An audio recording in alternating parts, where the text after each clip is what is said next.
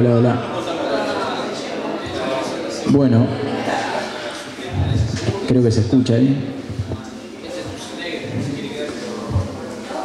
Bueno, buenas tardes. Buenas tardes. Bueno, aquí estamos entonces. Noveno encuentro de planes sindicales. Ahí se terminan de acomodar los últimos compañeros mientras lo hacen. Bueno, acá estamos, planes sindicales, noveno encuentro. Tenemos como punto de inicio el cuarto módulo del recorrido que propusimos. ¿Retumba mucho o solamente a mí me queda como una resonancia por acá? Pero bueno, les decía, tenemos el noveno encuentro, que es el primero del cuarto módulo, que está puntualmente expresado en el programa que confeccionamos al inicio y que tiene la cuestión de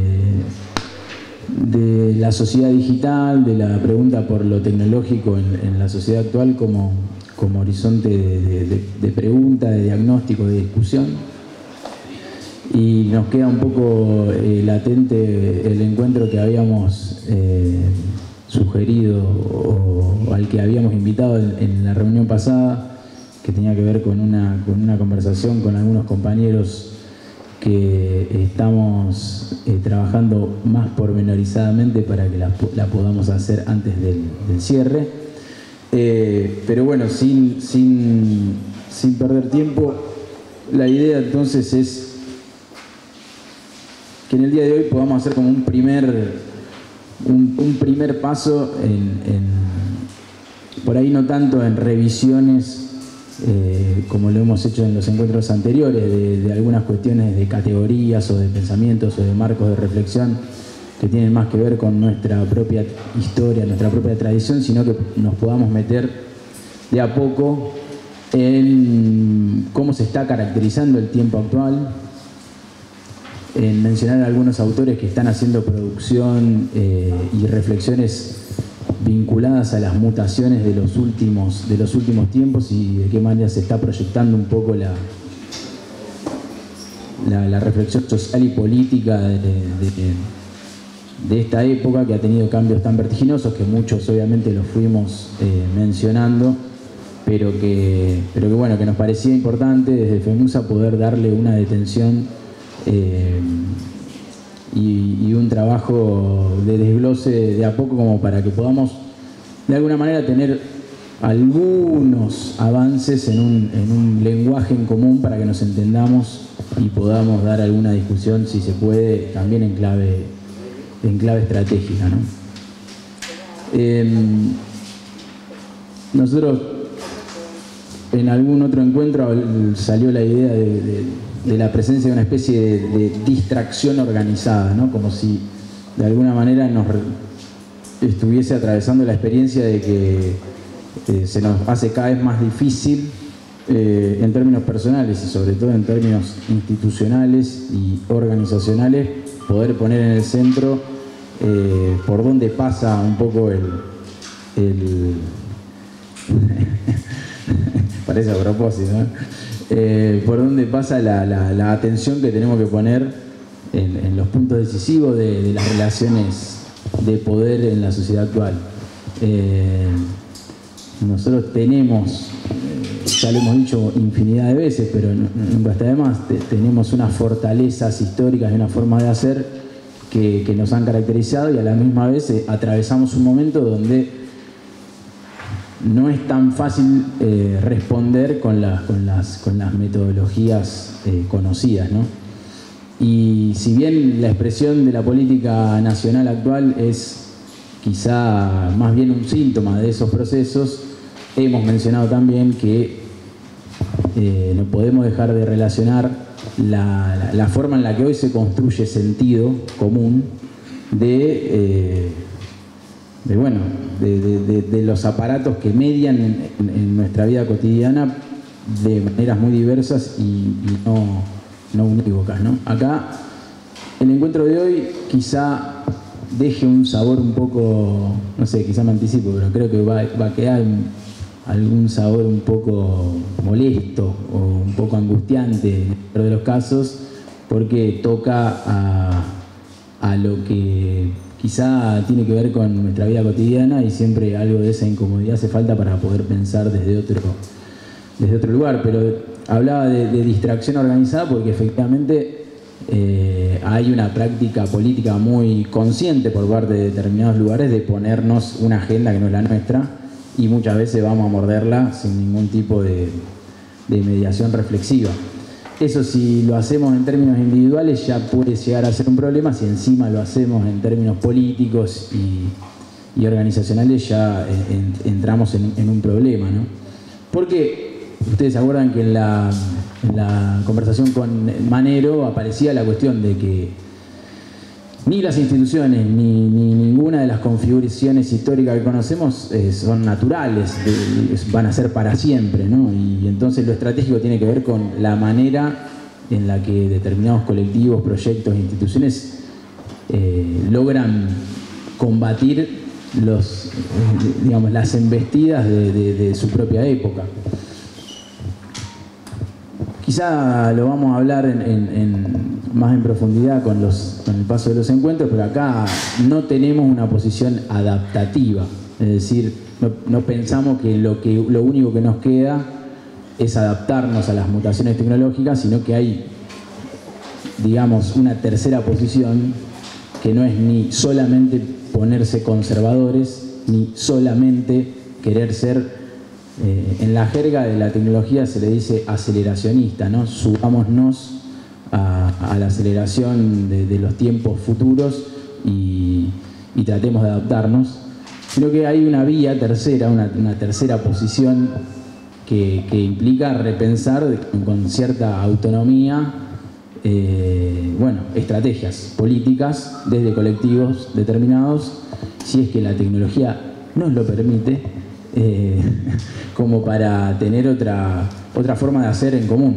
Esa es un poco la idea que vamos a ir desarrollando, pero para poder llegar ahí, la idea es que podamos decir o empezar a conceptualizar o tener alguna claridad mayor sobre qué decimos cuando hablamos de, por ejemplo, sociedad digital o sociedad informacional, que para muchos algo suena y para otros no se termina de entender qué carajo estamos hablando cuando decimos que, se dan fenómenos de poder como los que aludimos en otro momento. ¿Se acuerdan que en algunos de los encuentros anteriores hablamos del momento de la uberización? Yo creo que lo dije más de una vez, ¿no? Un momento donde General Motors pasó a valer menos que Uber y qué estaba en juego ahí. Esos son procesos políticos, económicos, productivos, sociales, culturales, simbólicos, que cambian las relaciones sociales, cambian las relaciones laborales, cambian las capacidades que tenemos de negociar políticamente con los que imponen las reglas de juego. Y muchas veces, si nosotros no notamos que eso también está pasando, quedamos un poco distantes de tener efectividad en nuestra propia política organizativa. Entonces, eso, la propuesta de estos encuentros es que podamos de a poco ir clarificando de qué estamos hablando cuando hablamos de estas categorías y qué ganamos o no ganamos si las incorporamos. ¿Vieron? Tienen todos las hojitas con los fragmentos del día de la fecha. ¿Tienen todos? Bueno, hay bastante material, así que le vamos a meter ritmo.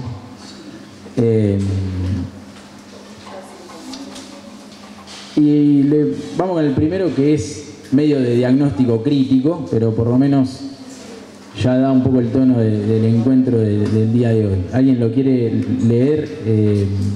Allá la compañera ya tiene, mirá, ya tenemos...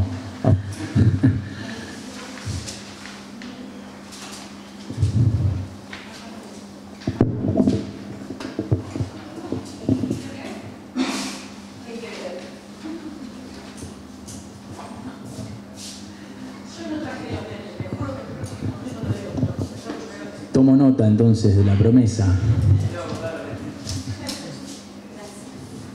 Adelante.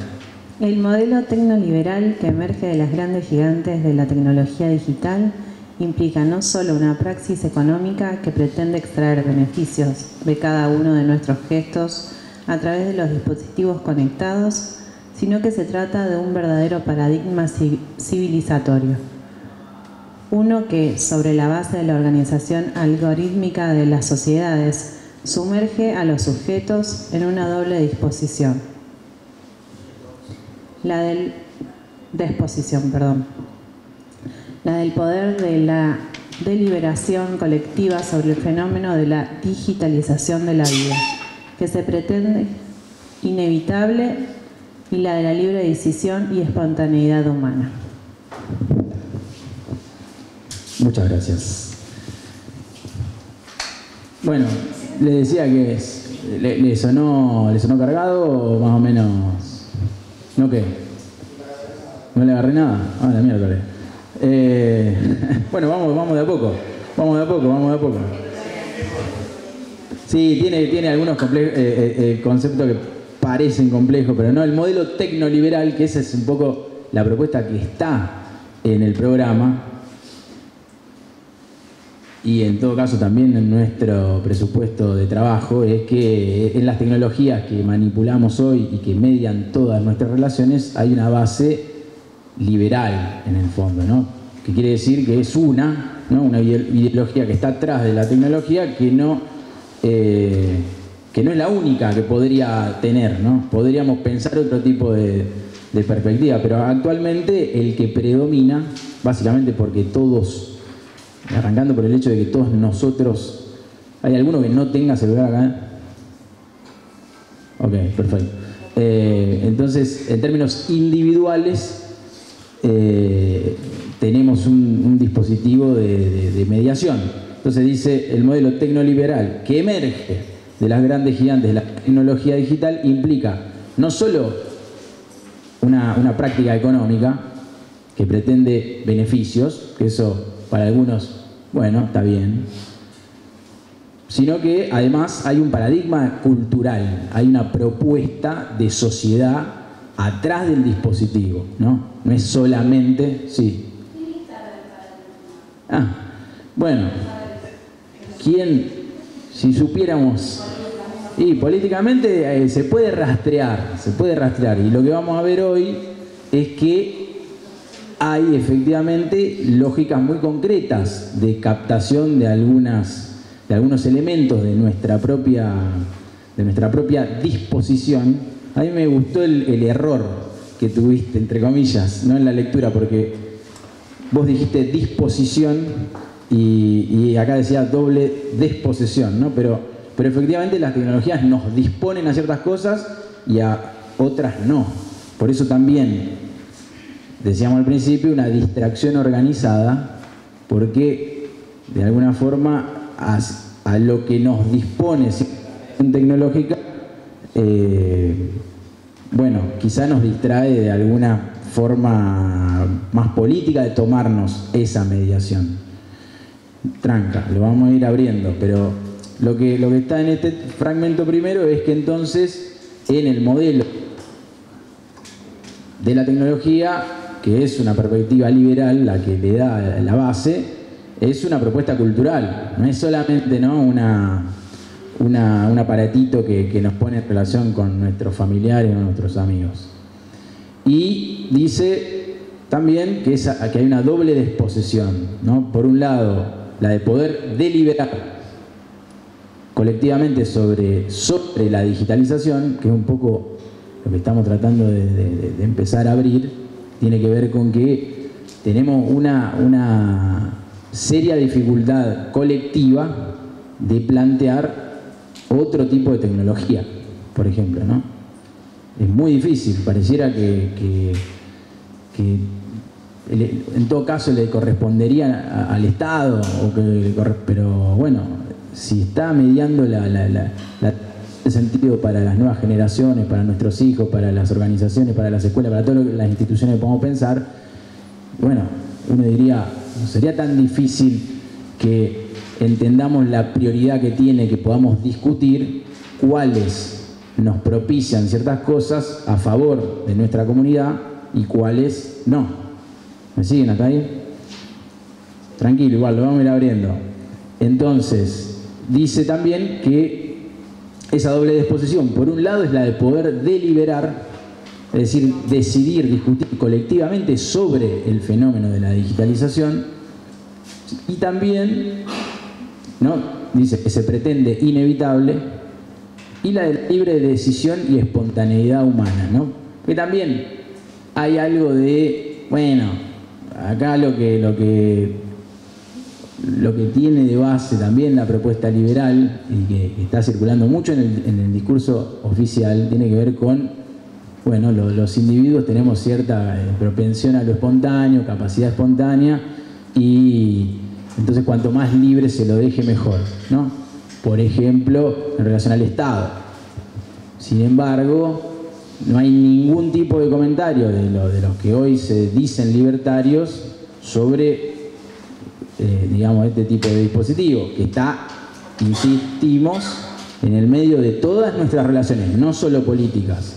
Pues la política es la más evidente, pero está en todas las relaciones institucionales y uno diría, bueno, podríamos abrir un interrogante sobre qué lugar le cabe a las organizaciones libres del pueblo, a los sindicatos, a las instituciones que nosotros conocemos e integramos, para definir si, bueno, ya vamos a ver, ¿no?, pero si la información que captan estos aparatitos las ponemos a disposición pública, o las ponemos a disposición de las organizaciones, o las ponemos a disposición de los sectores privados, porque cualquiera de esas tres decisiones tiene efectos políticos concretos.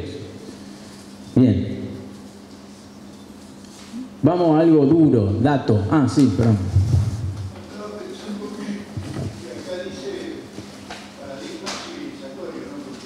Sí.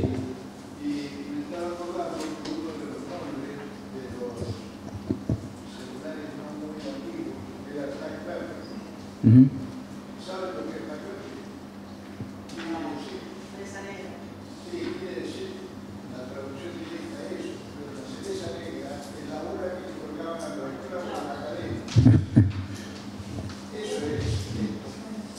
Por eso habla de doble disposición, porque la posesión es lo único que podemos tener, y es lo real, la propiedad es lo ficticio y es lo legal. Entonces, tener una sociedad de poseído en su deliberación es lo que lleva a un mejor producto, digamos, del capitalismo, que es lo que lo beneficia. Sí, bueno, dijiste demasiadas cosas, pero igual me quedo con una muy importante que vos notás. Uno diría, bueno, si la cuestión de las nuevas tecnologías sería solo la cuestión comercial y de ganancia, de venta de productos escondida, hasta ahí uno diría, bueno, por supuesto que es una novedad respecto de otros medios, pero bueno, forma parte del capitalismo, listo. Pero en realidad lo que dice el fragmento y lo que vos bien notás acá es que, o sea, son operaciones de mediación de nuestros vínculos cotidianos que tienen una propuesta civilizatoria, o sea, tienen una propuesta para el conjunto y a la vez tienen una forma de llegarnos de manera individual. Ese es ahora lo vamos a ver igual, pero tiene la particularidad, en otra época sería impensado, ¿no? Porque en general la conquista era material y en algún punto se llegaba a las relaciones bélicas de fuerza, que con Manero también vimos que obviamente eso no desapareció y lo estamos viendo en Medio Oriente de hora a hora, pero también es cierto que la capacidad de imponernos un discurso o una forma de ver, una capacidad de imaginar ciertas cosas y otras no, hoy está dado de una manera muy particular, y esa manera particular no la tenemos tematizada, no la tenemos pensada en términos organizativos, que es un poco la propuesta de hoy. Entonces, ¿vieron en la parte precisamente de abajo donde dice el último fragmento de la primera página, que dice por abajo, ¿no? Esto es de un investigador chileno llamado Andrés Tello, donde da una descripción de datos de estado de situación, que la leo yo para hacerlo rápido porque no tiene mucho. Dice: la cantidad de información almacenada cotidianamente en las diversas aplicaciones, software y webs de las grandes compañías de información resulta abrumadora. El panorama hacia el año 2015, o sea, 9 años, según Internet Live Stats, la estadística, no deja de sorprender, pues por cada segundo que pasa, 98.000 y un poquito más de videos son subidos a YouTube. 33.445 búsquedas se ingresan a Google por segundo. 2 millones de correos electrónicos son enviados. 1.708 llamadas se hacen por Skype. 1.923 fotografías, o sea, millones serían eso, ¿no? Fotografías se suben a Instagram. 8.893 tweets son publicados por segundo. 2015. Por día hay 4.500 millones de publicaciones en Facebook, 27 millones de mensajes enviados por WhatsApp y 1.000 millones de documentos cargados en Dropbox. Eso es un texto del 2018, es el año 2015. Es decir, hay una masa activa de acciones de la sociedad y de la población que interactúa, y no estoy diciendo nada nuevo, pero lo pongo en números para que más o menos nos hagamos la idea. Estamos hablando de previo a la pandemia, ¿no? Para algunos, la pandemia también fue, entre otras cosas, un proceso de digitalización forzada, en el sentido de que, ya también lo hemos probablemente dicho en alguna parte, pero cualquiera de todos nosotros quizás no tenía ni idea cómo participar de una videollamada, ¿no? Hasta la pandemia, y después de ahí todos, cualquiera, excepto alguna excepción, incluso las generaciones que están distantes de la tecnología han encontrado la forma de saber cómo se hace para poder relacionarse con un nieto, o para participar de una charla, o para festejar un cumpleaños, porque eso fue lo que hicimos, entre otras cosas, en la pandemia. Entonces, muy probablemente, difícilmente hubiésemos pasado el confinamiento sin la conectividad, ¿no?, que tuvimos. Y eso nos sacó de la pandemia con un tipo de relación con lo digital distinta, obviamente, al que habíamos entrado. O sea, que este proceso que se menciona acá, obviamente, fue acelerado. Yo pongo por abajo porque son acciones, digamos, que cualquiera de nosotros hace. Puede subir una foto a Instagram o un video a YouTube, cualquiera de nosotros lo hace. Ahora, en la página siguiente, que dice por arriba,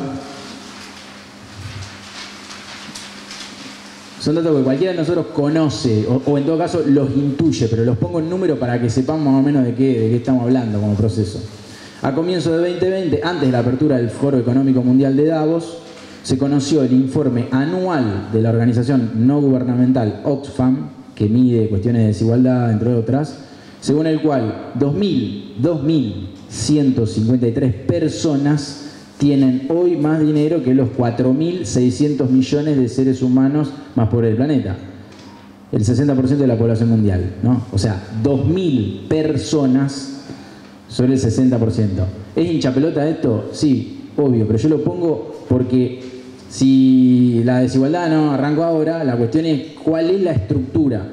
Nosotros tenemos que comprender cuál es la estructura de funcionamiento, de concentración del momento actual, porque alguien nos está chupando el valor de nuestro trabajo y a algún lado está yendo. No es que el mundo financiero no está jugando. Funciona a través de las finanzas, ¿no? Y eso no es nuevo, pero sí hay una dinámica mediada por las nuevas tecnologías que, montado sobre la lógica financiera, y bueno, están haciendo laburar a destajo a poblaciones de todo el territorio mundial, y lo están captando de una manera muy vertiginosa, bajo algunas estructuras. ¿Cuáles son? Bueno, acá dice, 2.153 personas tienen más que 4.600 millones. Bueno, Dice además, el 22 de mayo del 2020, la revista Forbes publicó en su tapa que en los 2 meses anteriores, desde que la OMS declarara la pandemia a mediados de marzo hasta mediados de mayo, 25 de las personas más ricas del mundo habían incrementado su patrimonio en 255.000 millones de dólares. A mí me encanta ver esta cifra porque, o sea, si no parecen números que están tirados ahí. Pensemos en esto. Pensemos que en el mejor momento de la historia argentina, de la historia de los 200 y pico de años de nuestro país, el mejor momento en términos de reservas, nuestro Banco Central llegó a tener 63.000 millones de dólares. Estamos, que fue durante el gobierno de Néstor Kirchner. Ese fue el momento donde más se acumuló en las arcas del Banco Central, que al día de hoy se habla de que están quebradas, los muchachos además no tienen problema con llevarse algunos morlacos extra en forma de oro y bla bla bla. Pero el mejor momento de nuestra historia, 63.000. Acá dice que 25 personas tienen 255.000 millones de dólares. ¿Estamos? Eso fue en lo que se incrementó en 2 meses. En 2 meses, digamos, de marzo a mayo, en los primeros 2 meses de la pandemia, incrementaron en ese valor esas 25 personas su patrimonio. Y ahí lo menciona, ¿no? Son principalmente empresarios de telecomunicaciones, de redes sociales y comercio electrónico.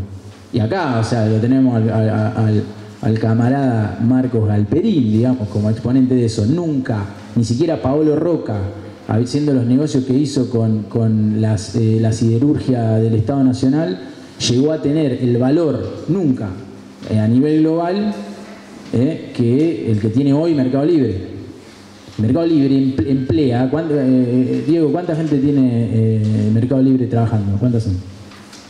No tiene, en Argentina no tiene ni 15.000 personas. No tiene. Si quieren podemos hacer uso de la tecnología y googlear, pero en Argentina, por otro lado, que no quiere tributar acá, o sea, ya directamente una cosa, o sea, pensemos en términos de responsabilidad respecto a la comunidad que te dio la capacidad de hacer lo que tenés. Saquémoslo, porque al muchacho no le preocupa eso. Pero bueno, lo cierto es que él podría estar tranquilamente dentro de estos, que pegaron un salto en los últimos 10 años, 10, 15 años, porque Mercado Libre surge en el pasaje al 2001, al 2000, y 12.000, mirá, ¿viste? Menos todavía. 12.000 tiene, 12.000. O sea, parece una... Digamos, esto no es amarillismo, es una cuestión de pensar qué modelo productivo hay atrás de esta lógica, ¿no? Porque hay alguien que se empodera y hay alguien que pierde valor y que tiene una capacidad de vivir peor bajo la misma cantidad o más horas, y hay otro que hoy están picando en punta en términos internacionales. Bueno, ese proceso se aceleró de la pandemia para acá. Y eso está bueno tenerlo claro, por eso son figuras que lo aclaran. Y dice el tercer punto, entre 2020 y 2021, los 10 millonarios más ricos del mundo incrementaron su riqueza cerca de 540 millones de dólares. Bueno, es para tener un poco de panorama de un proceso vertiginoso que no comenzó en la pandemia, pero que sí se aceleró. Y se aceleró porque se aceleraron determinadas lógicas de funcionamiento de circulación del capital, de circulación de interacciones y de rejerarquizaciones al interior del modelo productivo global. Ahora, ¿de dónde viene el valor de estas? O sea, ¿por qué pegan saltos? ¿A partir de qué? Porque no es un antojo ni tampoco es solamente, digamos, una operación de especulación financiera. ¿Hay especulación financiera? Por supuesto. Ahora, ¿dónde está el punto? ¿Cuál es la especulación en todo caso? La especulación tiene que ver con que hay un tipo de bien que manipulan estas empresas que otras no. ¿Estamos? Entonces, aunque parezca una locura, lo que manipulan no es nada más ni nada menos que datos, ¿no? Bueno, vamos a ver por qué los datos valen lo que valen. Pero hay una reposición en el poder general y en la capacidad de orientar el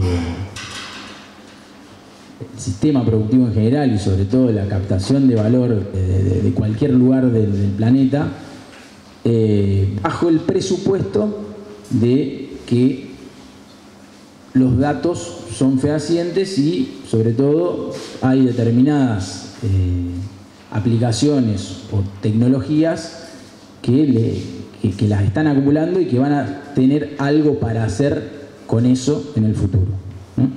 ¿Me siguen ahí? No importa, lo vamos a ir revisando, pero es un poco el punto. Este es un fragmento, entonces, de Flavia Costa, que es una socióloga y filósofa argentina de lo mejor que ha venido trabajando en la cuestión tecnológica y que ha sacado un libro el año pasado que se llama Tecnoceno, que les recomiendo si les interesa porque tiene mucha de esta información y la tiene bastante clara, claramente planteada, pero dice, no, macrodatos o Big Data, el Big Data que siempre aparece ahí es lo que supuestamente tienen estas empresas tecnológicas, ¿no? Dice, ¿alguien quiere leerlo?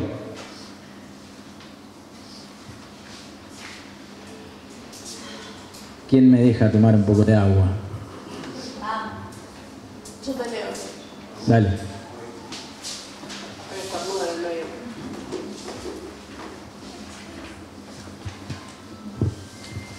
¿De dónde salen estos macrodatos? Ellos incluyen las huellas que dejamos en una red social o en un smartphone, ya sea que se lo use para hablar o porque está conectado a un programa de geolocalización como Waze, Tinder o Google Maps. No solo se puede detectar a dónde vamos, sino también cuán rápido nos movemos, lo cual puede informar acerca de nuestra estabilidad emocional, algo que es más significativo que lo que imaginamos a simple vista. Incluso si escribimos un mensaje en alguna plataforma estando enojados y a continuación borramos lo escrito antes de publicarlo, porque razonamos con prudencia que es mejor pensarlo un poco más. El mensaje puede quedar registrado. También son rastreables nuestras trayectorias de compras con tarjeta y la información que recogen los dispositivos instalados en lugares de trabajo que monitorean desde el consumo de energía hasta la performance de los trabajadores. Toda esta información es almacenada por diferentes empresas de telefonía, motores de búsqueda, redes sociales, agentes de vigilancia, proveedores de internet y puede ser comprada y vendida, con diferencias según la regulación de cada nación. Flavia Costa, Tecnoceno, Taurus Edición 2023. Gracias. Entonces, tan simple como eso, ¿no? ¿Argentina tiene regulación con la Big Data? Estamos en el peor momento de la... O sea, si ya Macri le había dado los datos a Facebook, no sé si se acuerdan, fue una noticia. Facebook, que además, obviamente, no, es una empresa de un chico que se pone pantalones de Racing y sale en su propia red social, ¿no? Son empresas que forman parte del complejo industrial militar norteamericano, ¿no? O sea, ahí no hay joda, no es que es algo improvisado, todo eso está articulado. Para nosotros aparece un chico que en un pequeño depósito o en un garage se le ocurrió y emprendió de manera muy inteligente y se le ocurrió algo que no se le había ocurrido a nadie y de pronto comenzó a emprender y a encontrar la manera sin ayuda de nadie de hacerse hiper, multi, mega millonario, ¿no? Bueno, no. Ahí esa es una hermosa narrativa que forma parte también de un trabajo sobre el imaginario popular de toda la cultura o la civilización del sueño americano y toda esa cosa que nosotros obviamente no compramos de entero, pero sin embargo sabemos que ronda y forma parte de las representaciones con las que trabajamos también a nivel político. Y no, Argentina está en un momento desastroso en ese sentido. Desastroso porque ni siquiera en el orden estatal nosotros podemos plantear un mínimo trabajo de soberanía al respecto. Cosa que uno diría, bueno, no, por lo menos en el Estado, por lo menos en alguna participación mínimamente inteligente. O sea, que el Estado sea la condensación de una inteligencia y una discusión colectiva. En ese plano, nada. Pero ni hablar, digamos, la capacidad de que nos sirvamos del Estado para que seamos desde la sociedad y nuestras organizaciones de poder tener algún tipo de operación o de control en ese sentido. La verdad que hay muchísimo por hacer en ese plano. Pero les traía ese fragmento porque, vieron, habla, por ejemplo, de la cuestión de bueno, ¿qué les cerró, les sonó claro o hay algo que quieran que aclare de este fragmento, antes que nada? Sí. Incluso una de las cosas que nos fueron llamando la atención en la pandemia y pospandemia fue cuando hablábamos de un tema y aparecía automáticamente en las redes sociales la publicidad del tema que veníamos hablando. Creo que ahí un poco empezamos a ser conscientes de que nosotros somos el producto, digamos, ¿no? De todas estas empresas y que en realidad vienen también a hacernos qué es lo que tenemos que pensar, qué es lo que tenemos que usar, a quién tenemos que votar. Si uno empieza a investigar todas las consecuencias gravísimas, porque ahí hablaba del estado de ánimo, por ejemplo, de cómo nos movemos, cómo circulamos. La verdad que da un poco de miedo, pero sí, es real que estamos siendo hoy por hoy manipulados por todas estas herramientas que establece el capitalismo a nivel mundial, digamos. Sí. Diría un analista, el crimen nunca es perfecto, ¿no? O sea que siempre tenemos resquicios, y cualquiera de nosotros obviamente los tiene, para decir, bueno, acá me desmarco del algoritmo, ¿no? Esa famosa figura que también forma parte de una narrativa, ¿no? La infalibilidad del algoritmo es otro de los presupuestos que hay que desarmar. Pero es verdad que nosotros de alguna manera tenemos como medio aceptado, porque todos ya a esta altura dijimos, che, loco, no puede ser que si yo digo que me tengo que comprar un cepillo de pelo, después aparece la publicidad y no lo hablé con nadie. Y después hay un momento donde decimos, ¿cómo puede ser? O sea, soñé, ¿no? Porque de hecho hay aplicaciones que están trabajando sobre el sueño. Ese es un hermoso capítulo. Pero porque precisamente el sueño de ellos, que no es realizable por suerte, pero que lo que tienen que proponernos es que ellos van a llegar incluso, ¿no?, al inconsciente de una manera final, ¿no? Y que nosotros lo que vamos a tener no nos va a quedar otra que jugar el juego que nos proponen. Pero sí hay empresas que están trabajando sobre el sueño, o sea que tratan de recolectar a través de estímulos y te quieren convencer de que de alguna forma logran entrar en la caja que era, digamos, al menos el psicoanálisis había robado la primera manera de entrar en el siglo XX. Pero digo esto, hay muchas veces que nosotros tenemos y no nos parece escandaloso en un punto, porque, insisto, como sostenemos y vemos que tenemos una sociedad en parte donde el discurso liberal cuaja, en parte, bueno, nada, si es para vender, ¿no? ¿Qué le vamos a decir? Ahora, también pensémoslo en términos bélicos. O sea, hagamos siempre el gesto sobre lo estratégico, ¿no? Y si uno dice, bueno, estos saben, ¿no?, a qué hora llega a tu casa, a qué hora va, dónde trabajás, con quién, cuánto estás dispuesto a poner, ¿no?, para tal o cual desplazamiento, para tal o cual acción, bueno, entonces, por el momento están usándolo para venderlo, pero como son empresas que además tienen una perspectiva geopolítica y una relación bastante directa con estados y empresas del orden más militar, bueno, una política soberana implicaría poner en el centro algo de eso. Ni hablar también la cuestión sobre la estabilidad emocional a la hora de nuevo, una cosa es a la hora de venderte algo, que ya sería grave, pero además que puedan utilizar eso para cualquier otro fin, ¿no? No hay mucho control, no hay mucho control, digamos, en torno a eso.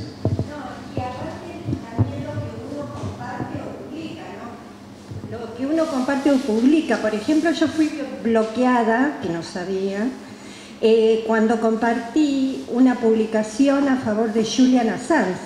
Es decir, en eso también estamos limitados, ¿no? Totalmente. Claro, bueno, y por ahí son las disputas más visibles, ¿no? Porque uno dice, bueno, ahí forma parte de la circulación en el orden público y sin embargo queda muchas veces de manera muy notoria que no hay libertad para poner lo que sea. No está mal que haya que no se pueda publicar cualquier cosa. Lo que está en discusión es quién decide qué se puede publicar y qué no. ¿Cuáles son la forma que nosotros tenemos de incidir sobre eso? Porque se acuerdan que mencionábamos hace 15 días la batalla en Brasil sobre Twitter o X y la Corte Suprema brasileña, que tenía que ver precisamente con eso, con que cuando se le decía que estaban haciendo circular una cantidad de información falsa, bueno, cuando dice venga alguien acá a representar a la empresa no, ellos ya habían retirado a su embajador y entonces no había ni uno con el que sentarse a discutirlo. Entonces, bueno, digamos, son registros, ¿no? El orden más de la publicidad, pero también se entra en un tipo de escucha de lo que hacemos, decimos, que muchas veces viola precisamente lo más elemental del argumento liberal, ¿no? Que tiene que ver con lo privado y toda esa cosilla. Bien, entonces un paso más en el libro porque está bueno lo que dice Flavia Costa. ¿Alguien tiene ahí para continuar con la lectura?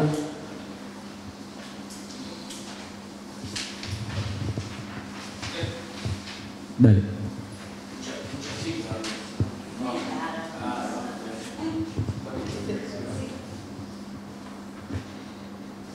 Entonces, lo que se llama datificación. Con el uso de estos datos, los perfiles no solo pueden armarse, sino que también es posible actuar retrospectivamente a partir de ellos sobre el universo de los usuarios y, por ende, buscar encontrar conjuntos de rasgos específicos, mujeres proclives a votar al candidato X, inestables emocionales a los que les gusta Hello Kitty, para personalizar mensajes. Esto es, para incitar determinadas conductas en aquellas personas de las que se obtuvieron los datos. En particular sobre los más influenciables, que suelen ser los inestables emocionales. Es lo que Rouberoy y Burns denominan la aparente individualización de la estadística algorítmica. No se trata de un efecto colateral, sino de uno de los santos griales del orden informacional, una estadística que no solo recoge datos de los individuos y los pone en correlación para establecer patrones generales y diseñar políticas o campañas, sino que gracias a la enorme escala de la información recibida y a la capacidad de las máquinas de procesar automáticamente esos volúmenes de datos sin limitarse a variables preestablecidas, puede regresar al nivel de los individuos para predecir sus posibles interacciones o para tratar de incidir en sus comportamientos esperables. Flavia Costa, Tecnocet. Sí. Bien, muchas gracias. Bueno, cargado este fragmento es un paso más en la descripción, porque hasta acá estábamos por el orden de la captación del dato, ¿no? Ahora, ¿qué pasa? Algo que todos nosotros seguramente experimentamos acá. Entramos para ver un mensaje que nos anuncia el celular de manera insistente de alguien querido y terminamos viendo algo que no sabemos por qué estamos ahí, ¿no? Bueno, Acá dice, entonces, en todo ese proceso lo que hay, primero, es una absorción del dato acerca de dónde detenemos nuestra atención, ¿no? Eso, cada vez que lo prendemos, bueno, hay capacidad del dispositivo de ver cuánto tiempo nos detenemos mirando una cosa u otra en algún costado de... Bueno, o sea, es una captación del dato. Ahora, no solamente tiene esa característica la tecnología que manipulamos todos los días, sino que además ya está visto de manera individual, pero también de manera poblacional, que hay una atención que a través de una intervención puede redirigirnos hacia otro lugar. Vamos de nuevo, o sea, hay algo que es muy evidente y que es cualquiera de nosotros, o sea, lo hicimos quizá para llegar acá, pues lo ponemos en el Maps o en cualquiera de las o Waze y la seguimos porque nos dice que es mejor, pero bueno, es una creencia, ¿no? que tenemos respecto de la... Esa es la más evidente de la aplicación, pero hay otras donde nosotros, digamos, eso es mucho más difuso. A la aplicación no le pedimos que lo haga y sin embargo estamos leyendo una nota, estamos leyendo un mensaje, estamos lo que sea, revisando lo que sea en el celular y hay una disputa por la atención, por nuestra atención, ¿no? Entonces eso está nominado, se llama economía de la atención. Hay algunos economistas que ya hablan de eso, ¿no? Entonces, lo que aparece en la valorización de estas empresas no solamente es el dato que capta, ¿estamos? Sino también la posibilidad de que con esos datos se supone que te pueden orientar para algún lugar y no a otro. Yo dije al principio que iba a ser una clase problemática, pero bueno, banquémonos en este rato porque es así, funciona de esta manera y por más hincha pelota que sea, hay que asumirlo, sí. Hoy Waze a la mañana te decía que el tráfico en la cancha de Central iba a estar complicado en el horario del partido. Ajá. Yo no manejo, uso Waze cuando viajo, pero vivo cerca de la cancha de Central, entonces sabe que esta es mi ruta habitual, sí. Y me estaba avisando que en el horario del partido va a mucho claro. Y es lo que uso todos los días. Claro. Sí. Ojo, digamos, acá no estamos en una teoría, digamos, en una posición conspirativa, sino que... que va a venir a tu casa, que va a tener un problema, que el horario que va a volver. Totalmente. Y hasta, uno podría decir, hasta es útil, ¿no? Ahora. Porque, bueno, a lo mejor vos te olvidaste que estaba el partido y los canallas son insistentes en cortar. Entonces, bueno, hay la comprensión del funcionamiento de la ciudad, hay gente que lo tiene incorporado, gente que no, y la cosa sucede igual. Entonces la aplicación te lo avisa. Y uno diría, bueno, no está tan mal, ¿no? Bueno, probablemente no esté tan mal. La cuestión ahí que se está jugando es de otro orden, ¿no? O sea, porque nosotros si finalmente para cada una de esas notificaciones las incorporamos, va a haber un momento donde, bueno, no la vamos a poner en duda en todo caso. Y bueno, hay algunas que son más inocentes y hay otras que no.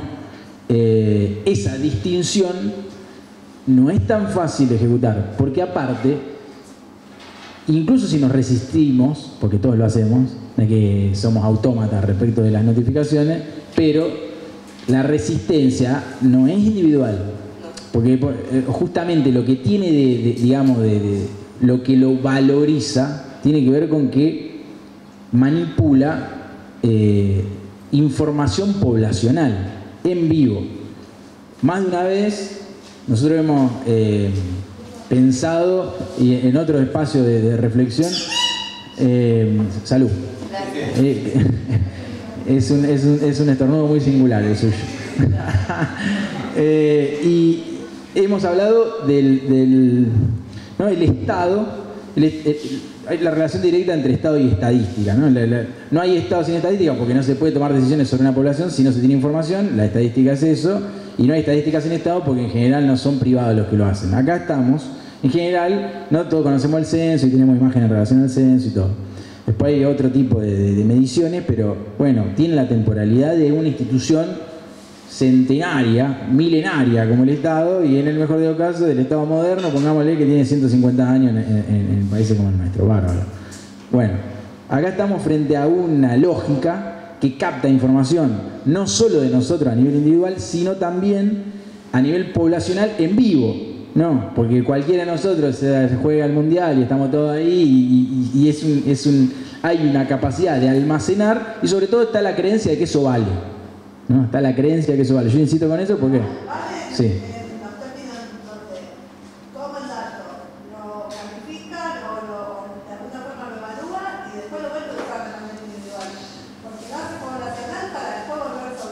Muy bien, perfecto. Bueno, ese doble movimiento, perfecto. Por eso, ahí tenés justamente, hay una captación en vivo, individual, casi, o sea, literalmente impensado hasta hoy para el Estado, y a la misma vez puede volver individual, a nivel individual, pero también a nivel poblacional, ¿no? Porque hay...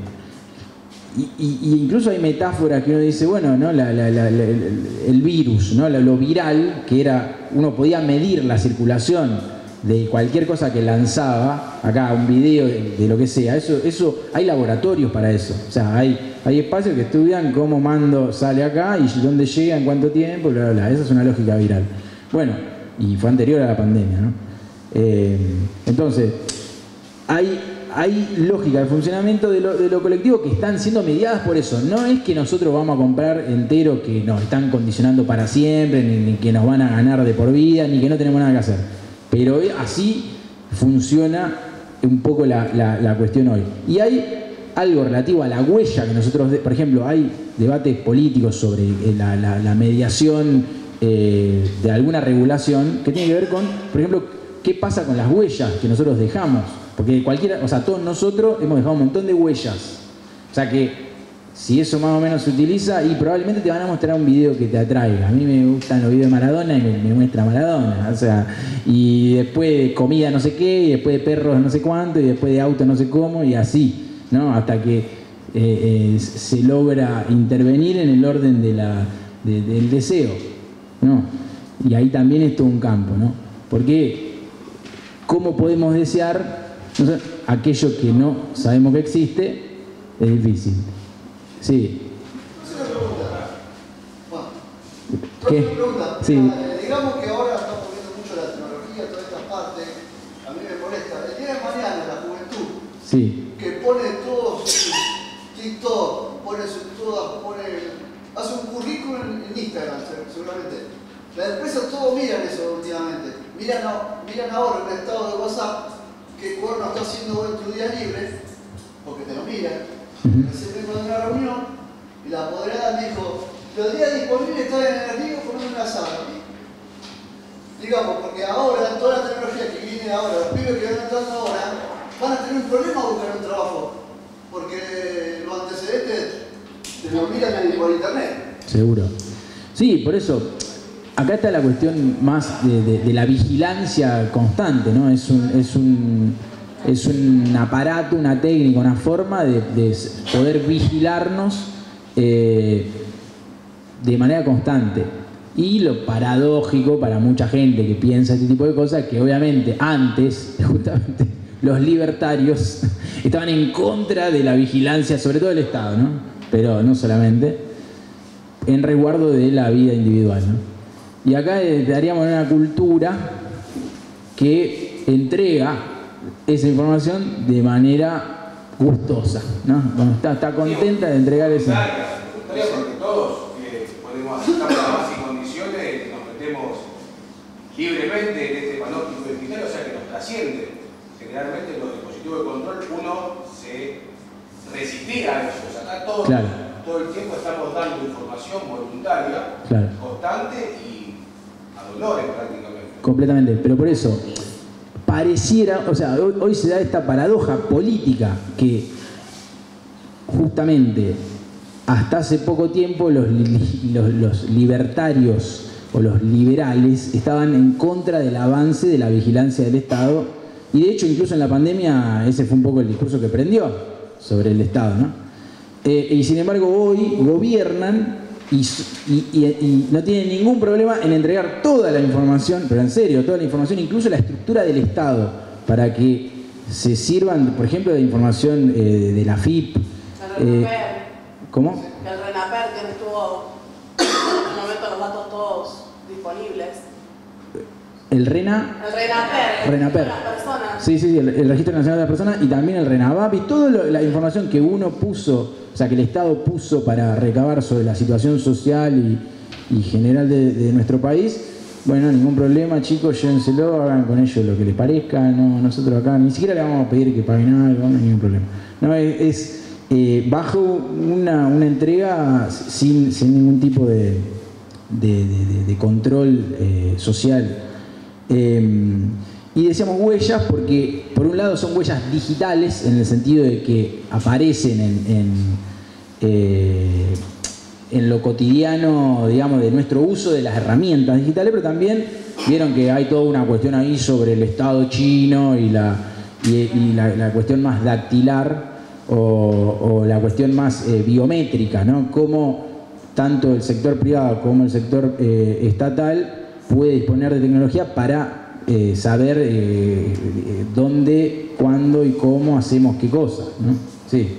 No, que justo quería decir algo sobre eso, que cuando una tiene dudas si algo es un problema que se está subestimando o sobreestimando, no es casualidad que las dos potencias, China y Estados Unidos, ni China permite usar las redes sociales, ni las mensajerías, ni los buscadores de Estados Unidos, ni Estados Unidos permite ni TikTok, ni ninguna mensajería. O sea, ¿cuánto hace que tienen ambos lados prohibido?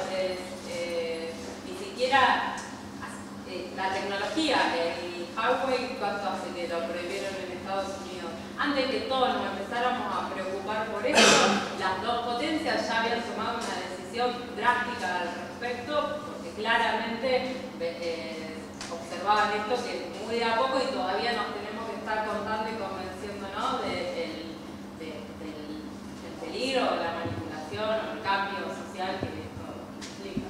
Totalmente. Sí, y ahí, de nuevo, hablamos de un registro grueso, ¿no? Como estados nacionales bloqueando la circulación dentro de su propia población de tecnología que básicamente están vigilando a su población, ¿no? Por una cuestión de seguridad, en un sentido macro. Pero ni hablar nosotros en términos más sociales y colectivos. Vamos con uno que le vamos a hacer? Vamos a citar un francés llamado Michel Foucault. No es muy santo de mi devoción, pero bueno, este fragmento está muy bien. Dice: el poder, en el fondo, es menos. Está ahí al final de la segunda hoja. ¿Lo tienen a la vista? Bien. Dice: el poder, en el fondo, es menos del orden del enfrentamiento entre dos adversarios o del compromiso de uno frente al otro que del orden del gobierno.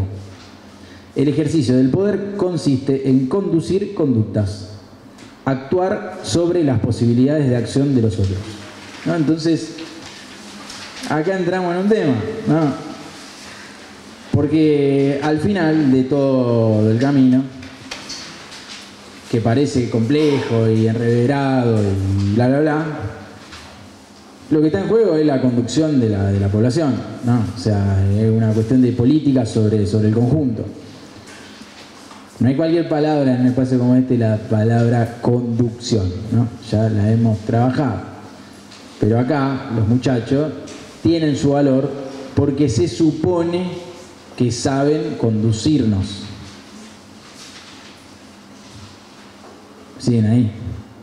Ahí con Foucault, que no era un peronista Foucault. Y sin embargo, no lo sabía todavía. Se murió sin saberlo. Allá él. Pero bueno, nosotros que estamos haciendo un ejercicio precisamente de actualización doctrinaria, necesitamos poner en el centro que cuando estamos pensando políticamente esta época, lo que estamos insistiendo es, miren que si nosotros nos miramos o nos organizamos sin tener en cuenta este tipo de dinámica, y hay una parte de nuestra política que pasa a tener menos efectividad. Pero a la misma vez, algo tan simple como esto, finalmente lo que vale es la capacidad de conducir a la población, ¿no? Porque lo que tienen estas nuevas tecnologías es que está el presupuesto de que tienen información sobre la sociedad. Y uno diría, ¿cómo puede ser que nos ganen ahí? No pueden ganarnos ahí. O sea, no. Ahí es donde, ¿cómo puede ser que una lógica digitada vaya uno a saber dónde, con algoritmo y todo lo que sea, le esté hablando mejor a la población nuestra que nosotros mismos? Entonces, ahí hay un montón para hacer. ¿Por qué? O sea, y no es muy difícil. Parecen mega estructuras, en un punto lo son, pero no es tan difícil poder ver qué implica en términos desde lo más material hasta lo más digital. Hay un investigador argentino muy bueno que se llama Mariano Zuckerfeld, que lo podemos invitar en algún momento, que tiene muy bien comprendida cuál es la parte más material de todo este dispositivo para que funcione, ¿no? Desde los famosos cables transoceánicos que llegan a las toninas, que son los mismos que los del teléfono, ¿no? Entonces hay una historia de la infraestructura, y después hay lógica de las más elementales, o sea, que una aplicación medio que eso tiene algo de democrático, ¿no? Cualquiera de nosotros medio que se junta con algún programador y sacamos no es tan difícil una aplicación. Entonces, en ese sentido, es una tarea, digamos, de las dirigencias y sobre todo de las organizaciones, porque finalmente lo que está en juego es la organización de la sociedad. Y acá pareciera, por eso decimos lo del principio, lo de la distracción organizada, que cada vez que queremos poner el foco en algunos puntos decisivos, nos aparece algo que nos lleva para otro lado. Y entonces ahí corremos riesgo, ¿no? Porque nosotros tenemos que tener la capacidad como dirigencia tanto de ver cuáles son las herramientas más materiales de lo estratégico hoy, como lo hemos hablado en otro momento, pero también poder ver, bueno, dónde se está jugando el partido. Porque la verdad que, de nuevo, nosotros sí tenemos algo que ellos no van a tener nunca, que tiene que ver con la vida cotidiana de los compañeros, por ejemplo, ¿no? Y la verdad es que, también lo hemos dicho, se trata de modelos generales de sociedad. Hoy está lamentablemente en juego algo en un orden complejo. Tenemos que ver de qué manera nos proponemos un orden productivo, un orden de sentido conjunto que nos haga trabajar a todos de manera más o menos equilibrada y que no haya una canilla a través de la cual se nos lleva todo el tiempo de trabajo puesto por nuestra comunidad. Y ahí, bueno, tenemos tradiciones y por eso hemos hecho este camino, pero también tenemos tarea para decir, bueno, hay que imaginar de otra manera. ¿Me siguen con esto? O sea, que este francés, que no nos gusta tanto, dice algo que políticamente a nosotros nos puede potenciar. Más allá de que efectivamente,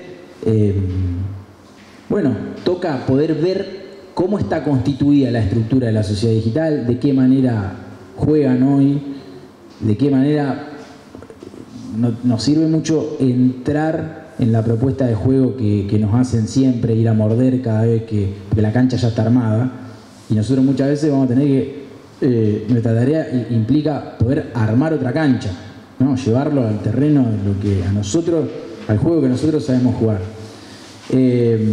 Bueno, los escucho entonces, porque yo ya con esto me parece que está un poco planteado el panorama. Y me gustaría que charlemos un poco, después ya los encuentros que restan nos vamos a meter un poco más con esto y que para que podamos pensar, discutir y precisamente imaginar alguna estrategia, pero me interesa ver cómo les sonó esto que dijimos hasta acá, si hay algo nuevo o si hay algo a comentar, criticar o lo que sea.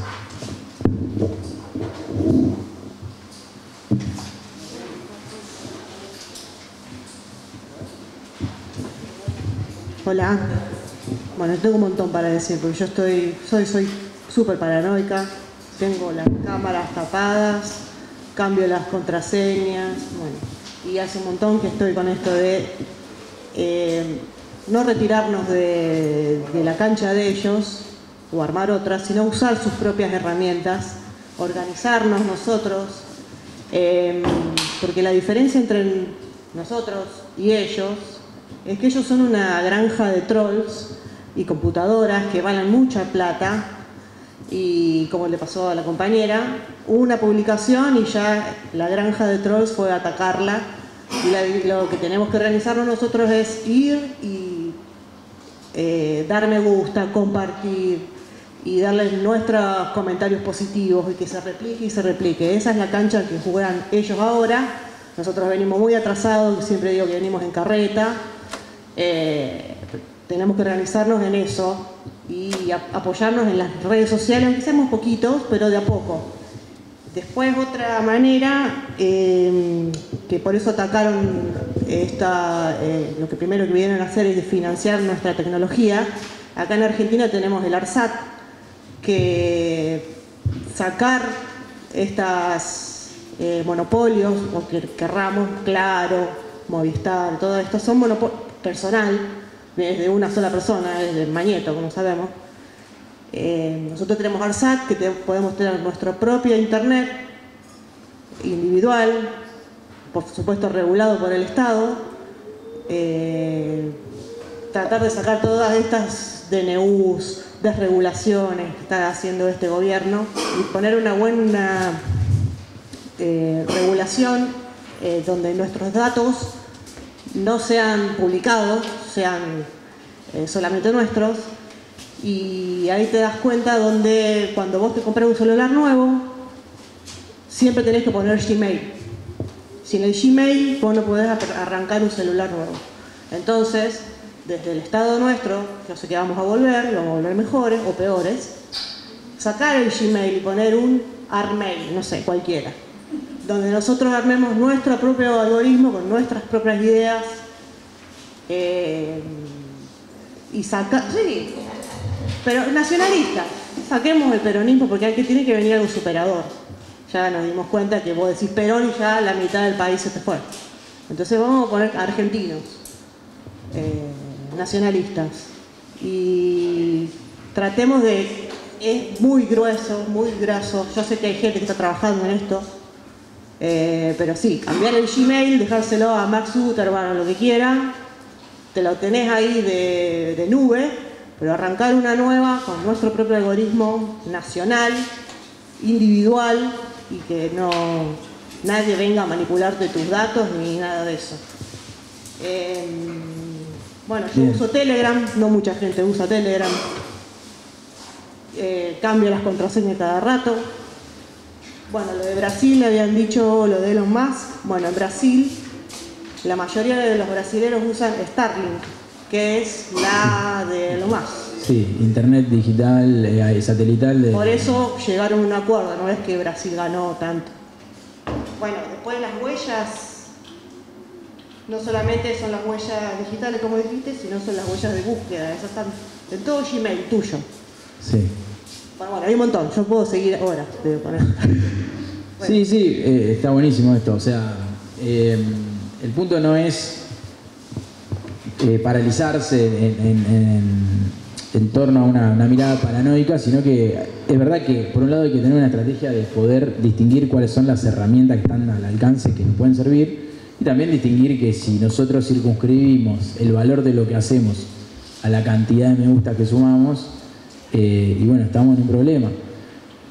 Estamos en un problema y ninguno de nosotros está del todo exento en eso, ¿no? Porque justamente no es que o sea, uno puede estar más o menos consciente y tomar distancia, pero efectivamente es algo que permea el conjunto de la sociedad, y hay muchas de nuestras dinámicas colectivas que han quedado, que han perdido en todo caso atracción, porque bueno, son difíciles de venderse en 10 segundos en TikTok, ¿no?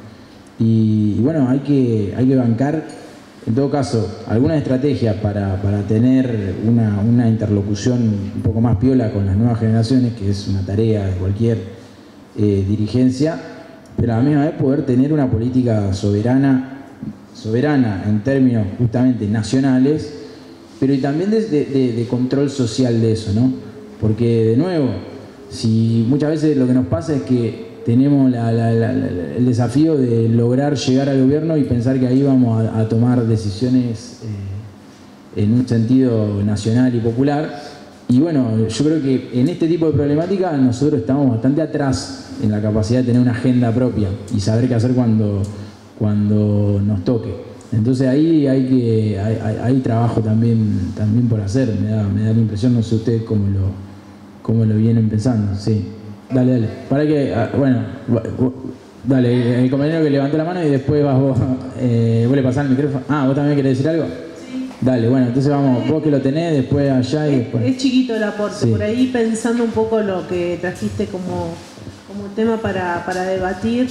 También está el tema de la inteligencia artificial, que sería interesante por ahí que podamos abordar, no sé si lo estaban pensando, y bueno, y cuáles son también las consecuencias del avance de la inteligencia, los pros y los contras, digamos, de todo esto. Eso nada más.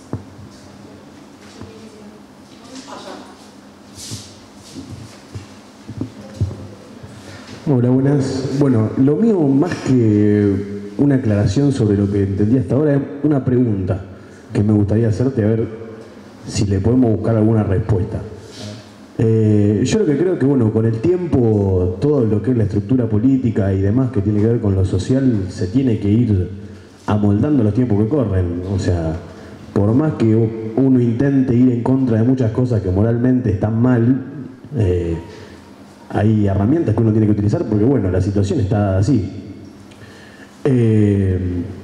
Abocando a que hay un montón de cuestiones que se empezaron a utilizar en contra de lo que sería el pueblo, por así decirte. Por ejemplo, dándote un ejemplo, hay una anécdota que a mí me gusta mucho, que es, bueno, durante el gobierno de Perón, de cómo se compraron los trenes a los ingleses. Y cómo, bueno, en ese video, cómo lo cuenta Perón, dejando entre líneas cómo se utilizó ni más ni menos que el servicio de inteligencia para poder llegar a desarticular esa situación. Y cómo hoy en día todos esos servicios, en cierto punto, son usados en contra de otros dirigentes políticos, en contra de las personas, en contra de un montón de cuestiones. Entonces, todo esto que tiene que ver con la tecnología, con el Big Data, con un montón de cuestiones, quiero saber si por ahí se te ocurre, o con tus conocimientos, cómo podrías llegar a pensar de que cómo podríamos dar una vuelta de rosca para usarlo a favor, y si hay una forma de usarlo a favor.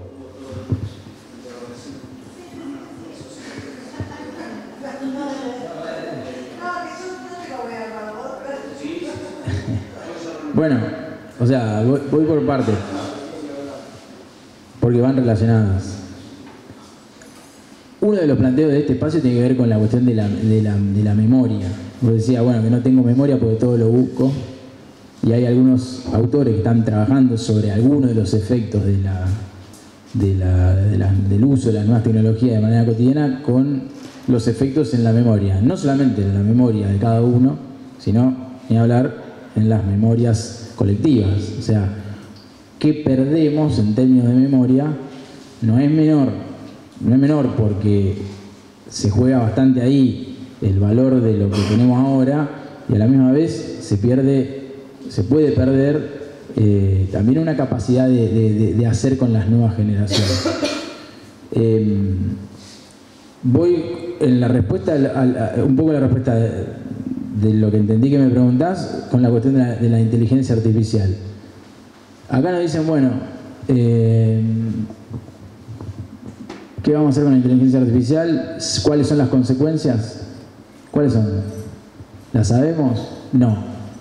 Y bueno, entonces está la respuesta. O sea, ¿por qué tenemos que aceptar que la cosa se imponga sin que participemos de ningún tipo de discusión y aceptemos que es inevitable? Generemos las instancias para decir, no muchachos, esto no es así. Si nos va a enquilombar la vida a todos, si nos va a generar efectos que no tenemos la capacidad de tomar decisiones sobre eso, si nosotros queremos ser soberanos de nuestra vida y tener algún tipo de control político sobre la vida cotidiana, y bueno, tocará saber que va a haber que organizar formas de tener eso, tener instancias para discutir dónde sí, dónde no, y entonces esas son, si se quiere, actualizaciones políticas. O sea, políticas en el sentido de que entienden que si no, vos solamente estás jugando un juego que es el que te proponen.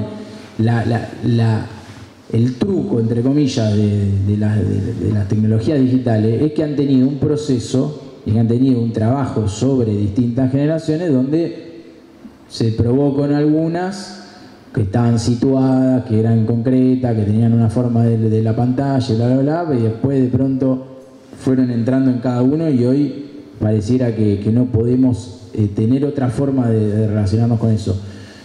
Si nosotros sostenemos que necesitamos una política soberana, es decir, de nuestra comunidad, sobre ese tipo de herramientas que entendemos y notamos que nos condiciona la manera de proyectar, de discutir, de hacer entre todos, y bueno, va a haber que pararlo, repensarlo y crearlo, porque por un lado está la idea de que es inevitable y a la misma vez está la idea de que nosotros entonces en ese sentido lo único que nos queda es adaptarnos, y en realidad tenemos una gran cantidad de saberes organizativos, productivos, laborales, culturales, que tienen que ser lo que nosotros ponderemos para decir si esta tecnología nos sirve o no.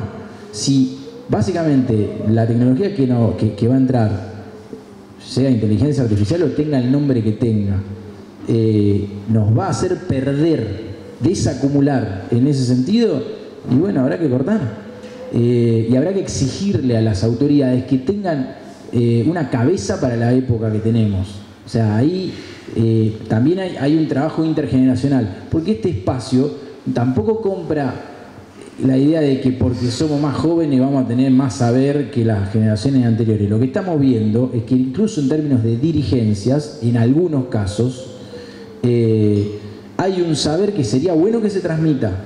Tenemos que generar las formas para que eso suceda, porque si no vamos a arrancar de nuevo.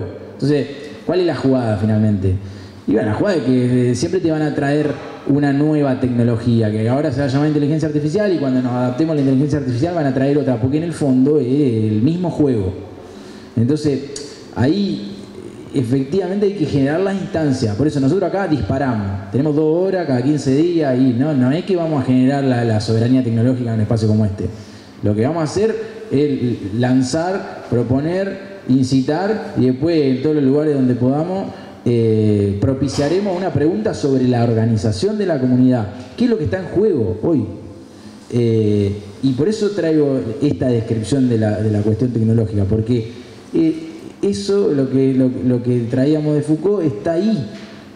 Finalmente lo que vale es si nos van a reconducir hacia lógica donde lo nacional no importe, donde lo individual sea lo que prima, donde los valores de mercado estén aceptados y no los podamos definir de otra manera, donde la riqueza entonces va a ser producida por todos nosotros, va a tener otro canal de salida.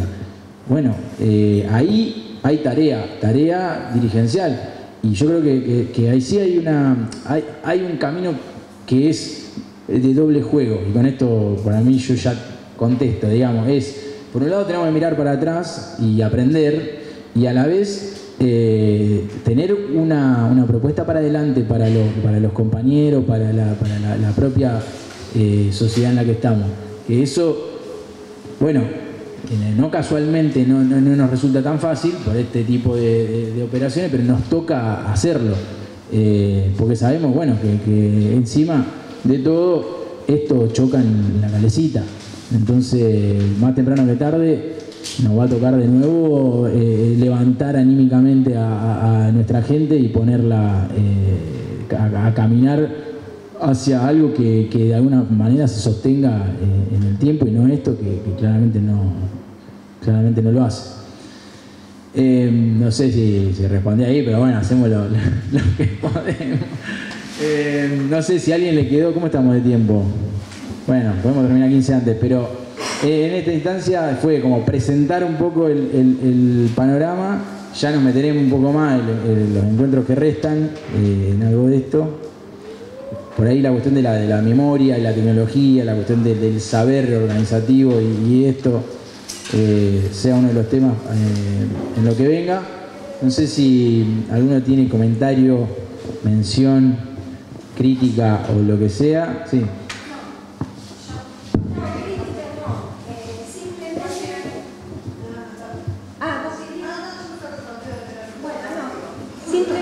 Puedo dar una experiencia mía de militancia. Bueno, yo hace más de 40 años que milito socialmente y hace 2 años que empecé a militar orgánicamente y me fui, porque me cansé. Lo que vos decís es muy cierto. Falta en los dirigentes la docencia, es decir, yo sin ser peronista, pero siendo que pertenezco al campo nacional y popular, al venir a estas charlas o a las escuelas de Ciudad Futura, donde veo un accionar, no solamente un decir, sino también un accionar de las actividades que hacen, me doy cuenta, pero hace rato, ¿no? Me doy cuenta de qué lado tengo que estar.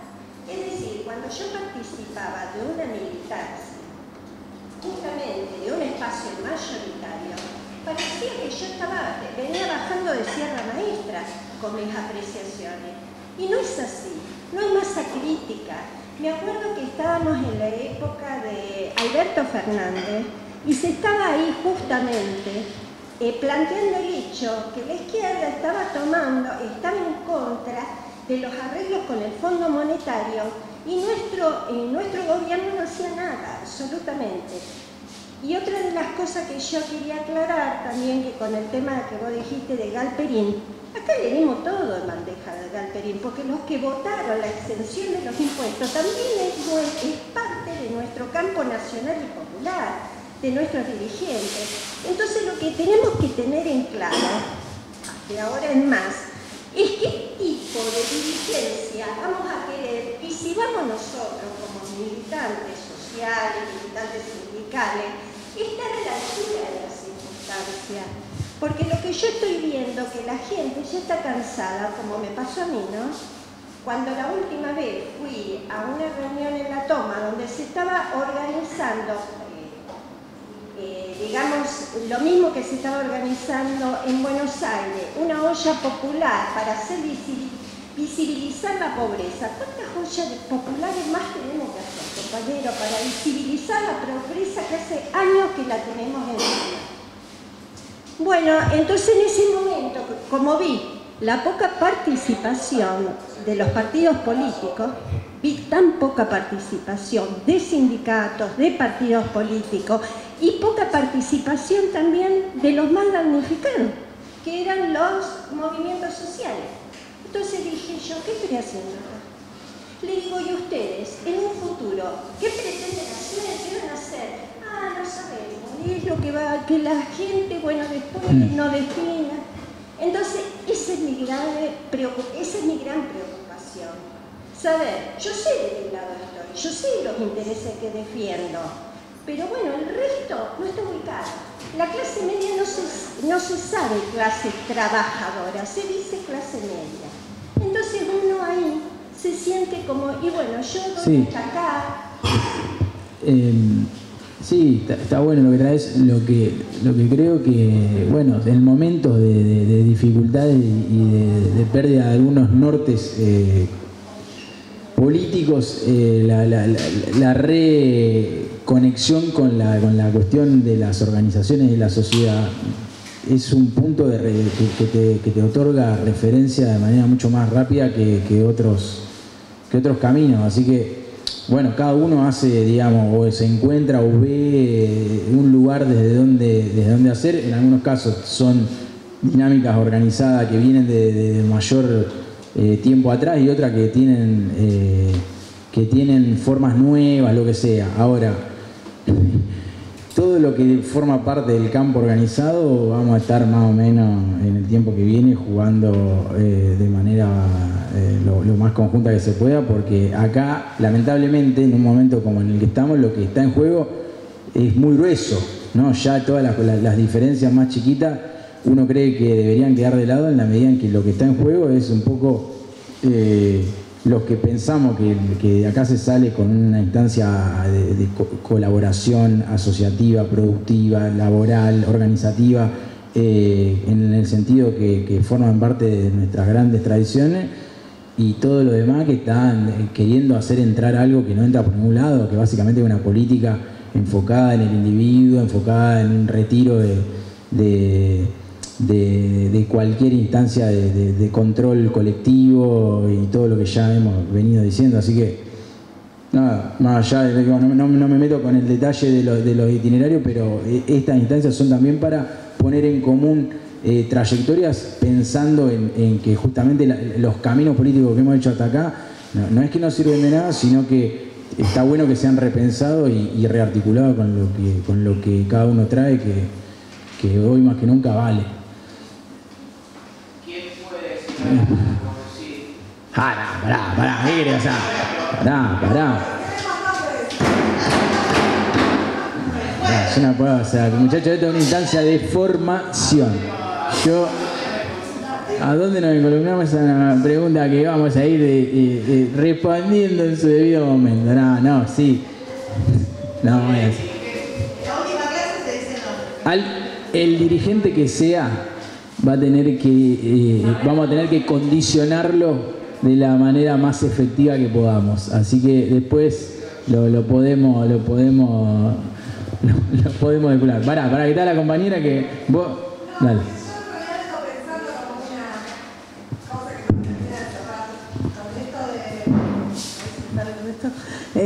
Este tema de las escuchas y de las redes y de las informaciones, y cuál es la diferencia. Digamos, nosotros ostentamos la capacidad de poder hablar con el compañero cara a cara, codo a codo, conocer al otro. Las redes en su anonimato también nos han educado de alguna forma para decir algunas cosas que no son las que pensamos. Por ejemplo, de un lado y del otro, porque se habla mucho de los odiadores, qué sé yo, pero nosotros durante muchísimo tiempo dijimos: si la tocan a Cristina, que quilombo se va a armar, y a Cristina le gatillaron en la cabeza y no se armó ningún quilombo. Sí, pero yo voy a esto de que por ahí hay una educación en el discurso que uno dice públicamente, que también pasa cuando nosotros decimos: bueno, ¿cómo no leímos este resultado electoral, por ejemplo? ¿Cómo es que nos fue tan mal en esto? Yo a veces, a Diego se lo he dicho varias veces, nosotros salimos a una marcha y hay un montón de compañeros que uno sabe que lo votó a Milei. Yo digo, son como los teros, votan en un lado y marchan en el otro. Pero uno entra en una paranoia ahí de: ¿y este lo habrá votado o no lo habrá votado? Uno también sí, tiene mecanismos. Está bueno esto, o sea, nosotros está bueno la doble acepción de la escucha, porque por un lado nosotros decimos: bueno, ¿cómo pensamos un Estado, un gobierno que escucha a la sociedad? Y a la misma vez decimos: bueno, las nuevas tecnologías escuchan de una manera en particular. Sí, todos conocemos, compañeros, y sin duda, si no hubiese sacado el 60%, el 50 y pico por ciento como sacaron. Pero bueno, ahí también, esto que vos decís está bueno, porque también cualquiera de todos nosotros atraviesa instancias de descarga en redes sociales que no quedan nada, ¿no? Y eso no deja de ser una energía. Entonces, muchas veces, o sea, que no sobran, estamos todos cansados, y si encima, digamos, algún tipo de malestar, al final lo canalizamos por ahí, en lugar de, como hubiese sido en otro momento, quizá lo llevábamos y lo conducíamos a otro tipo de instancia, o otro tipo de pelea, o otro tipo de confrontación. Bueno, eso también forma parte de esta época y hay que ver, bueno, cómo hacemos para que dentro de los propios compañeros que incluso tienen ganas o tienen algo de todavía de energía para encauzar a nivel político, las podemos interpelar de otro lugar y no ir a jugar en el terreno ese que ya sabemos que es cierto, no es solamente ellos, odiadores o trolls que responden de manera automática, también en nuestro campo y nosotros mismos de alguna forma también operamos, sabiendo que además de todo ahí está la propia lógica, que no entramos en detalle, pero todos sabemos que está, de la segmentación, ¿no? Que empezamos a repetirnos cosas entre nosotros y al final eso es un dato de época. O sea que elaboramos material, discurso y reflexión para que después caiga dentro de los que ya estamos convencidos. Porque si pensamos que la estrategia está ahí adentro, y bueno, estamos fritos. Entonces ahí de nuevo hay que asusar y tiene que ver con la vida cotidiana, o sea, y servirnos de lo que hay, porque tampoco vamos a decir que no podemos usarlo, pero no solamente para que ahí termine nuestra política, ¿no? Como que hay también para hacer en ese registro. Inclusive salen los datos de la pobreza, hace unos días atrás salió el porcentaje de pobreza en Argentina y atrás salió una nota de Escobar diciendo la condena de Cristina que todavía no hay, o sea, no está, y ellos no se adelantan, digo, ellos saben la perspectiva también. Ellos saben cómo manipular el pueblo, lo que sacan, porque los odiadores, porque odian a Cristina, no nos importa cuánto pobre hay, pero tenemos presa a Cristina, y así se marcharon por eso en el poder. Nosotros, creo que nosotros no pudimos capitalizarlo y no sabemos tampoco cómo. No, pero sí uno cuando ve ese tipo de funcionamientos tiene que ver la estrategia, o sea, tiene que ver que hay algo pensado, que justo en tal momento salen con otra cosa y nosotros vamos y mordemos. Entonces ahí uno tiene que tener una economía de los esfuerzos organizativos para decir, bueno, donde elijamos la que vamos a pegar y peguemos, porque si no uno se malgasta, ¿no? Y esto lo tienen clarísima, te sacan una y la otra del otro lado y terminás siempre jugando el juego. Sí. No, yo quería decir que con respecto a lo que hablan las compañeras, hay un trabajo en los sindicatos, que casi todos trabajamos en sindicatos acá o en la sociedad, de hacer un trabajo de memoria en lo colectivo.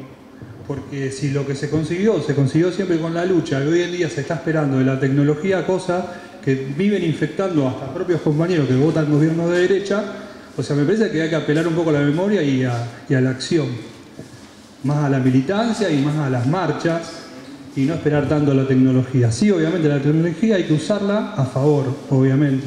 Para esos pibes, por ejemplo, que yo tengo compañeros en el sindicato de empleados de comercio de 20 a 28 años que votaron un gobierno como este, obviamente llamarlos, educarlos, mostrarles de por qué hay un sindicato, que hoy en día tiene la suerte de estar en un sindicato. ¿Cómo se hizo un sindicato? ¿Qué luchas hubo en un sindicato para hacer un sindicato? Entonces me parece que hay que apelar a la memoria, sí, pero colectiva y también empezar a exponerla a la calle, porque le estamos haciendo el juego siempre a la derecha. O sea, ya no nos dejan expresarnos, nos atrapan en las redes, como vos dijiste, hacer una protesta o decir algo malo del gobierno que hoy está, pero en la red social no moverte de tu casa. O sea, estamos totalmente encerrados y nos van a seguir encerrando y nos están robando todo el tiempo los derechos. Bueno, coincido. Ya vamos.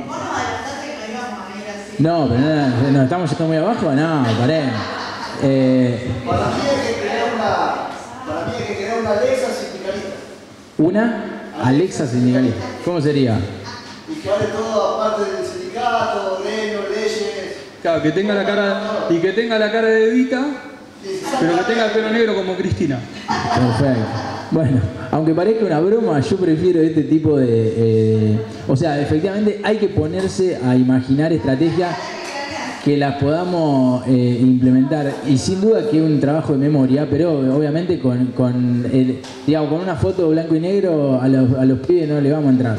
Tenemos que entrarle con alguna imagen a otro color, y ahí la imaginación que nosotros tengamos y la capacidad de trabajo que nos caracteriza se va a terminar imponiendo. Así que, compañeros, seguiremos en el trabajo de reflexión e información en los encuentros que vienen. Nos vemos dentro de 2 semanas. Muchas gracias.